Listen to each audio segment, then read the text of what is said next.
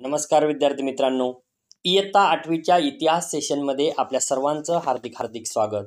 बघा मित्रांनो, आपण जर या चॅनलवर नवीन असाल किंवा अजूनही चॅनलला सबस्क्राईब केले नसेल तर इतिहास, भूगोल आणि इतर विषयाच्या अपडेट्ससाठी लगेच चॅनलला सबस्क्राईब करा. चला तर सुरू करूया. आज आपलं पहिलं प्रकरण इयत्ता 8वीच्या इतिहासाचं, ज्याचं नाव आहे इतिहासाची साधने. बघा, इतिहासाचा अभ्यास करत असताना मित्रांनो विविध साधनांचा वापर या ठिकाणी केला जातो. यापूर्वी आपण प्राचीन इतिहास, मध्ययुगीन भारताच्या इतिहासाच्या साधनाचा अभ्यास केलेला आहे. आता यावर्षी आपल्याला आधुनिक भारताचा इतिहास अभ्यासायचा आहे आणि आधुनिक भारताचा इतिहास अभ्यासत असताना आधुनिक भारताच्या इतिहासाची जी काही साधने आहेत या साधनांचा अभ्यास आपण करणार आहोत या आजच्या या प्रकरणामध्ये. तर यामध्ये प्रामुख्याने सांगायचं झालं तर इतिहासाच्या अभ्यासासाठी जी साधनं वापरल्या जातात त्या साधनांमध्ये काही भौतिक साधने आहेत, लिखित आणि मौखिक आहेत. या साधनाचा त्यामध्ये समावेश झालेला असतो. भौतिक साधने, लिखित साधने आणि मौखिक साधने. त्याचप्रमाणे आधुनिक तंत्रज्ञान आता बघितलं तर अनेक आधुनिक तंत्रज्ञान विकसित झालेले आहे आणि या आधुनिक तंत्रज्ञानावर आधारित काही दृक साधने आहेत. दृक म्हणजे जे दृष्टीनं दिसू शकतात आपल्याला, जसं टी व्ही हे दिसू शकतं, टी व्हीद्वारे ऐकू शकतो.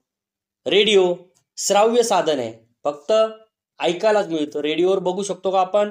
नाही, म्हणून त्याला श्राव्य साधन म्हटलेलं आहे.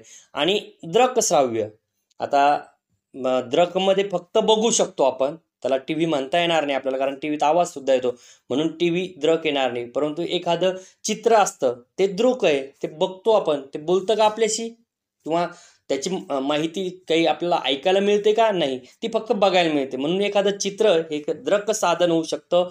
श्राव्य साधनामध्ये आपण रेडिओचं उदाहरण तुम्हाला सांगू शकतो. आणि दृकश्राव्य म्हणजे जसं टी व्ही, त्याला बघूही शकतो आणि ऐकूही शकतो. अशा साधनांचा आधुनिक तंत्रज्ञानावर आधारित समावेश होत असतो. तर बघा, आता ही साधने जी आहेत इतिहासाची ती आपण एक एक बघूयात. त्यामध्ये पहिलं भौतिक साधने. इतिहासाच्या भौतिक साधनामध्ये विविध ज्या काही वस्तू आहेत, पुरातन काळातल्या असतील किंवा आधुनिक काळातल्या असतील, मग ती विविध वस्तू किंवा वास्तू असतात मोठमोठ्या. कुठं राजमहाल असतात, कुठं तुम्हाला जसं पुण्याचा लाल महाल आहे, ताजमहाल आहे भारतामध्ये आग्र्याला, हे सगळे भौतिक साधने आहेत. नाणी असतात त्या काळातली, पर्टिक्युलर काळातली ती नाणी, पुतळे असतात आणि पदके इत्यादी साधनाचा समावेश आपल्याला भौतिक साधनामध्ये करता येईल. म्हणजे इतिहासाच्या भौतिक साधनामध्ये विविध वस्तू, वास्तू, नाणी, पुतळे आणि पदके इत्यादीचा समावेश होत असतो. आता यामध्ये इमारती व वास्तू याचं बघू. भौतिक साधनामधले आपण जे बघितलं की वास्तू, त्यामध्ये इमारती व वास्तूचा कसा समावेश होतो याची माहिती आपण घेऊ.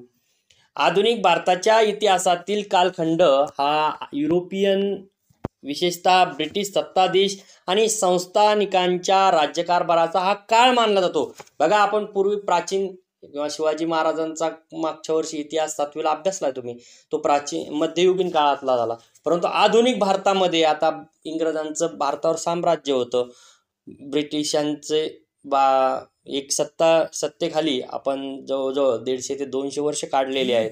त्या काळात संस्थानिकांचा राज्यकारभार होता, म्हणून हा काळ जो मानला जातो तो ब्रिटिश सत्ताधीश आणि संस्थानिकांच्या राज्यकारभाराचा काळ हा आधुनिक काळ मानला जातो. या काळामध्ये विविध इमारती बांधल्या गेल्या. पूल, रस्ते, पाणपोया, कारंजे यासारख्या वास्तू या काळात तयार केल्या गेल्या, बांधल्या गेल्या. आणि मग या काळात तयार झालेल्या या इमारतीमध्ये तुम्हाला प्रशासकीय कचेऱ्या, अधिकाऱ्यांची तसेच नेत्यांची, क्रांतिकारकांची निवासस्थाने, संस्थानिकांचे राजवाडे, कुठे किल्ले, तुरुंग यासारख्या अनेक इमारतीचा समावेश आपल्याला बघायला मिळतो. अनेक इमारती या वास्तूपैकी आजही जर बघायला गेलो आपण तर चांगल्या स्थितीत आपल्याला त्या बघायला मिळतात. काही वास्तू ज्या आहेत ह्या राष्ट्रीय स्मारके म्हणून घोषित केलेल्या आहेत, तर काही इमारतीमध्ये संग्रहालये उभारण्यात आली आहेत. उदाहरणार्थ सांगायचं म्हटलं तर अंदमानचं जे काही जेल आहे, सेल्युलर जेल ज्याला म्हटलं जातं, याचं उदाहरण आपल्याला सांगता येईल. त्या ठिकाणी संग्रहालय उभारण्यात आलेलं आहे. आणि या सेल्युलर जेलमध्ये स्वातंत्र्यवीर सावरकर वगैरे राहिलेले आहेत. त्यांना त्या ठिकाणी जी काळ्या पाण्याची शिक्षा झालेली होती त्या ठिकाणी ते भोगत होते. बघा आता या वास्तूंना जेव्हा भेटी आपण देतो तेव्हा आपणास त्या ठिकाणी त्या काळातली जी काही इतिहासाची स्थापत्यशास्त्राचे नमुने आहेत ते बघायला मिळतात. मग त्या वास्तूच्या स्वरूपावरून त्यावेळेची आर्थिक संपन्नता आपल्याला कळते. जसं उदाहरण बघितलं होतं आपण अंदमानचं सेल्युलर जेल, तर या जेलला जर तुम्ही भेट दिली तर स्वातंत्र्यवीर विदा सावरकर यांच्या क्रांतिकार्याविषयी, मुंबईतील मणिभवनला किंवा वर्धा येथील सेवाग्राम आश्रमास जर आपण भेट दिली तर गांधी युगाच्या इतिहासाविषयी आपल्याला त्या ठिकाणी माहिती मिळते. पुण्याला तुम्ही जर बघितलं तर आगा खान पॅलेस आहे. इतिहासाच्या अभ्यासासाठी वस्तू संग्रहालयामधून विविध वस्तू, चित्रे, छायाचित्रे यासारख्या विविध गोष्टीचं जतन हे केल्या जात असतं. आणि हा आगा खान पॅलेस पुण्यामधील गांधी स्मारक संग्रहालयास आपण महात्मा गांधीच्या वापरातील अनेक वस्तू, कागदपत्रे हे तुम्हाला आगा खान पॅलेस या ठिकाणी बघायला मिळतात. तर ह्या झाल्या इमारती आणि वास्तू. इमारती आणि वास्तू यावरून जो काही इतिहासाची माहिती मिळते आपल्याला, हे भौतिक साधनामध्ये याचा समावेश होत असतो. त्याचप्रमाणे दुसरं पुतळे आणि स्मारके. बघा स्वातंत्र्यपूर्व किंवा स्वातंत्र्यानंतरचा जो काही काळ आहे यामध्ये अनेक व्यक्तींची स्मारके पुतळ्याच्या रूपात उभारलेली आपल्याला दिसतात. आपण आजूबाजूला बघतो अनेक महान नेत्यांची किंवा महान जे काही क्रांतिकारक होऊन गेलेले आहेत यांची पुतळे उभारण्यात आलेली आहेत. हे पुतळे देखील आधुनिक भारताच्या इतिहासाच्या अभ्यासाच्या दृष्टीनं अतिशय महत्त्वाचे ठरत असतात. विविध पुतळ्यावरून आपणास त्या काळातील राज्यकर्ते, त्या काळात समाजातील प्रतिष्ठित व्यक्ती यांच्याविषयी माहितीही मिळत असते. आता पुतळ्याच्या दर्शनी जी काही पाटी असते त्या पाटीवर संबंधित व्यक्तीचं पूर्ण नाव लिहिलेलं असतं. त्या व्यक्तीच्या जन्ममृत्यूची नोंद त्यावर आपल्याला बघायला मिळते. त्या व्यक्तीचं जर जीवन कार्य जे आहे, जीवनपट जो आहे याच्याविषयी एक थोडक्यात माहिती सुद्धा आपल्याला त्या ठिकाणी बघायला मिळते. महात्मा ज्योतिराव फुले असतील, लोकमान्य टिळक, डॉक्टर बाबासाहेब आंबेडकर यांच्या पुतळ्याप्रमाणे विविध घटनांच्या स्मृतिप्रित्यर्थ उभारलेली स्मारके सुद्धा, जी काही स्मारकं आहेत या स्मारके सुद्धा संबंधित घटना, त्या घटनेचा काळ, त्या घटनेशी निगडीत जी काही लोक होती, व्यक्ती होत्या, या सर्वांची माहिती ही स्मारकावरून आपल्याला कळत असते. तर अशा प्रकारे पुतळे आणि स्मारके हे सुद्धा भौतिक साधनांचा एक भाग आहेत. म्हणून भौतिक साधने बघितली आपण आधुनिक भारताच्या किंवा आधुनिक इतिहासाच्या अभ्यासासाठी जे काही साधने आहेत त्यामध्ये भौतिक साधने बघितली आपण. त्यानंतर दुसरी साधने जी आहेत ती आहे लिखित साधने. आधुनिक भारताच्या जर इतिहासाचा विचार केला तर त्याच्या लिखित साधनांमध्ये आपल्याला अनेक गोष्टींचा समावेश होत असल्याचं दिसून येतं. त्यामध्ये तुम्हाला चार्ट बघायला मिळतोय. ते चार्ट बघा, त्यामध्ये पत्रव्यवहार असतात त्या काळामध्ये, नियतकालिके आहेत, परदेशी व्यक्तीच्या नोंदी आहेत, फॅक्टरी रेकॉर्ड्स, वृत्तपत्रे, आत्मचरित्रे, चरित्रे, पुस्तके, या गोष्टीवरून आपल्याला या लिखित साधनाच्या द्वारे सुद्धा त्या आधुनिक भारताच्या इतिहासाची माहिती होत असते. त्यामध्ये आता वृत्तपत्रे आणि नियतकालिके ही कशी माहिती देतात तर बघा, वृत्तपत्रांमधून आपणास त्या काळातील घटनांविषयी माहिती मिळते.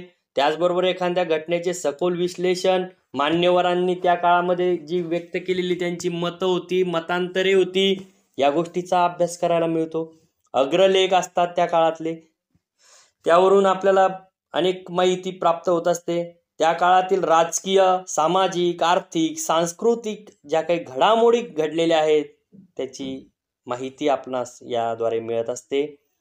आता स्वातंत्र्यपूर्व काळात ज्ञानोदय, ज्ञानप्रकाश, केसरी, दिनबंधू, अमृत बाजार पत्रिका यासारखी वृत्तपत्रे ही लोकजागृतीची महत्त्वपूर्ण साधने होती. लोकांना जी काही इंग्रजी जुलमी राजवट होती याच्या विरोधात कुठंतरी एकत्रित करण्यासाठी, लोकांना जागृत करण्यासाठी, लोकांना त्याची जाणीव करून देण्यासाठी या वृत्तपत्रांनी महान भूमिका बजावलेली आहे.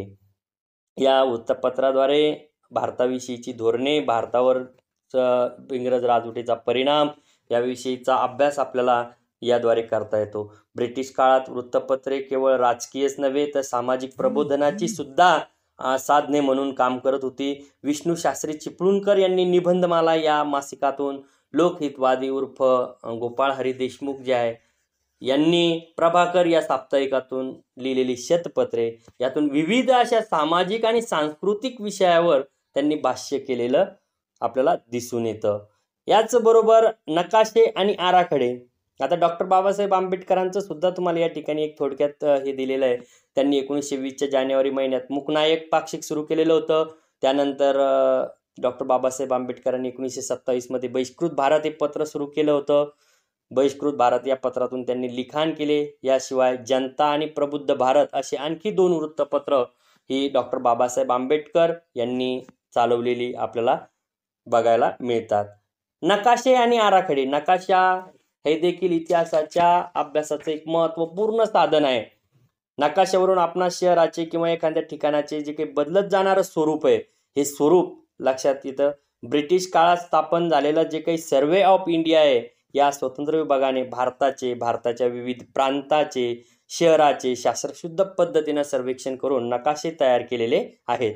कोणत्या संस्थेने केलेले आहे? तर सर्वे ऑफ इंडिया या स्वतंत्र विभाग आहे होता भारताचा आणि याच्याद्वारे भारताचे नकाशे तयार केले गेलेले आहे. वास्तुविशारद जे होते यांनी तयार केलेले जे काही आराखडे हे देखील इमारत स्थापत्यशास्त्राच्या इंजिनिअरिंगच्या दृष्टिकोनातून एखाद्या भागाच्या विकासाचे टप्पे जेव्हा आपल्याला अभ्यासायचे असतात त्या दृष्टीनं हे आराखडे अतिशय महत्त्वपूर्ण आहे. त्यामध्ये उदाहरण सांगायचं म्हटलं तर मुंबई पोर्ट ट्रस्ट या विभागाकडे मुंबई बंदराचे मूळ आराखडे आहेत.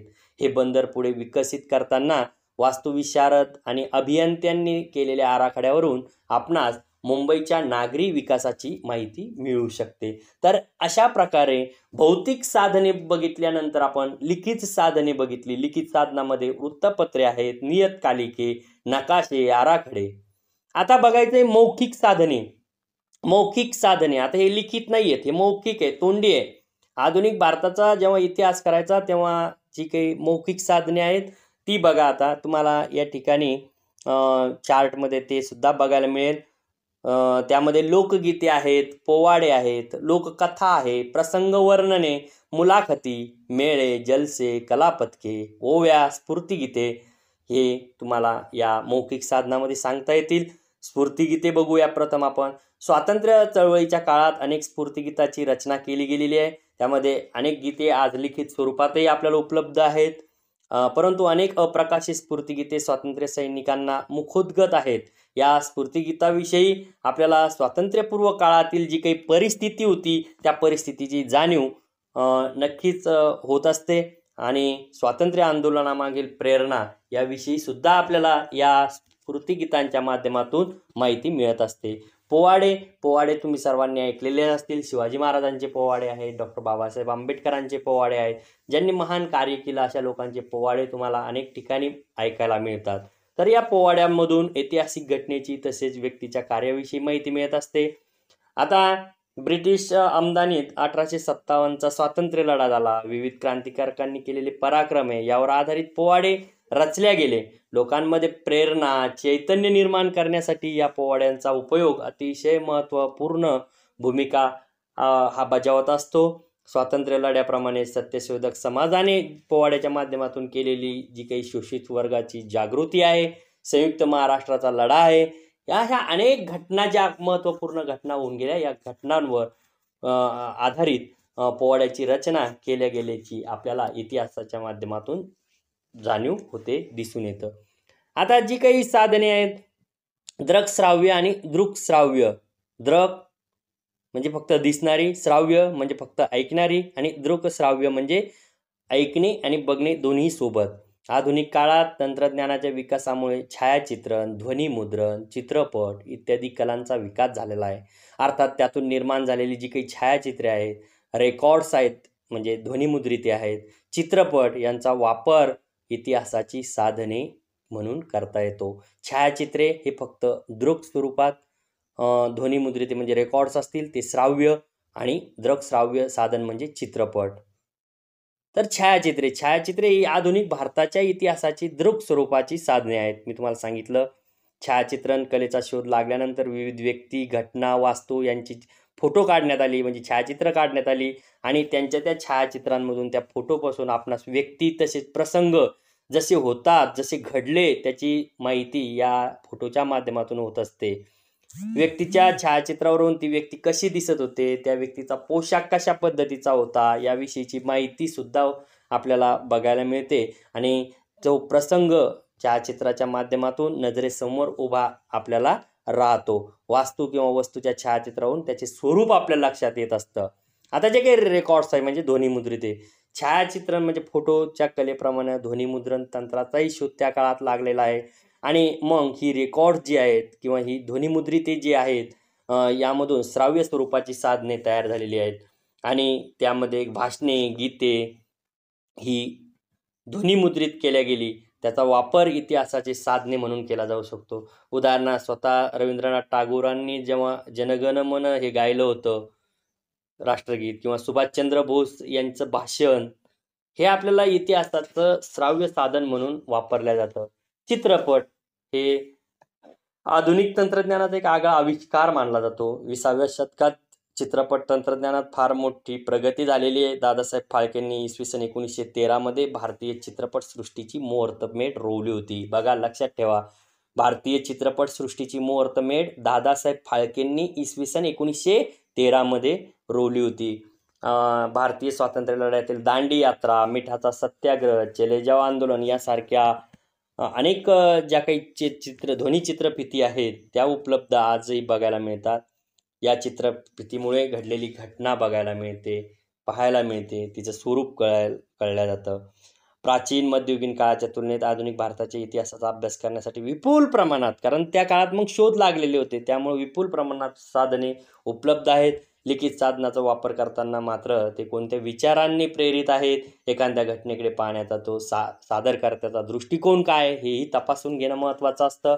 अशा साधनांचं जतन करणे आवश्यक आहे.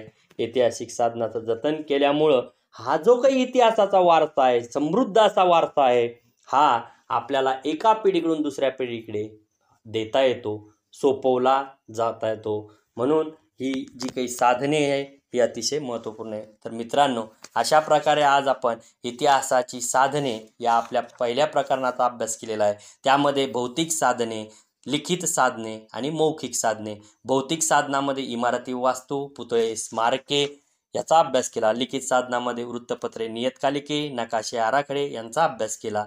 मौखिक साधनामध्ये स्फूर्तिगीते, पोवाडे, दृकश्राव्य आणि दृकश्राव्य साधने, याच्यामध्ये छायाचित्र, ध्वनिमुद्रिते, चित्रपट याचा अभ्यास केलेला आहे. व्हिडिओ जर आवडला, लेक्चर आवडलं तर नक्कीच चॅनलला सबस्क्राईब करा, लाईक करा, तुमच्या कमेंट जरूर कळवा. धन्यवाद.